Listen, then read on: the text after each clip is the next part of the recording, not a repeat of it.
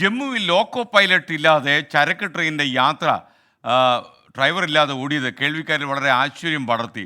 Train കൊത്വയിൽ നിന്ന് എങ്ങനെയാണ് ഇത്രയും കിലോമീറ്റർ സഞ്ചരിച്ചു തുടങ്ങിയതെന്നും പഞ്ചാബിലെ ഉച്ചി ബസിയിൽ എങ്ങനെ നിർത്തിയെന്ന സംശയമാണ് ഇപ്പോൾ ഉയരുന്നത്.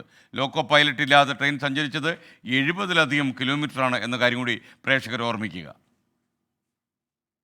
ഡ്യൂട്ടി മാറാനായി ലോക്കോ പൈലറ്റും അസിസ്റ്റന്റും പുറത്തിറങ്ങിയപ്പോൾ ട്രെയിൻ മുന്നോട്ട് പോയെന്നാണ് റെയിൽവേയുടെ വിശദീകരണം. ട്രെയിനിൽ നിന്നിറങ്ങിയ ലോക്കോ പൈലറ്റ് ഹാൻഡ് ബ്രേക്ക് ഇട്ടില്ലെന്ന വിവരമാണ് പുറത്തുവരുന്നത്.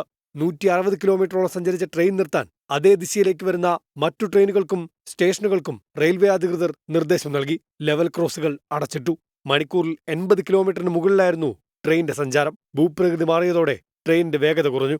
ഇതോടെയാണ് ട്രെയിൻ നിർത്താനുള്ള ശ്രമങ്ങൾ റെയിൽവേ ആരംഭിച്ചത്. തടിക്കഷ്ണങ്ങൾ ട്രാക്കിൽ ഉപയോഗിച്ചായിരുന്നു കുതിച്ചുപാഞ്ഞ ട്രെയിനിനെ പിടിച്ചുകെട്ടാൻ റെയിൽവേക്ക് കഴിഞ്ഞത്. പഞ്ചാബിലെ ഉച്ചി ബസിയിൽ ശ്രമം വിജയം കണ്ടപ്പോൾ ഇതിനിടയിൽ ട്രെയിൻ പിന്നിട്ടത് 5 സ്റ്റേഷനുകൾ. ചരക്ക് ട്രെയിൻ നിർത്താൻ കഴിഞ്ഞതോടെ ഒഴിവായത് വൻ ദുരന്തമാണ്. ഭൂമിയുടെ ചെരിവ് മൂലം ട്രെയിൻ സഞ്ചരിച്ചു എന്ന ഒഴിവുകഴിവ് പറഞ്ഞ് തലയൂരാൻ റെയിൽവേക്ക് കഴിയില്ല. 24 ഡൽഹി.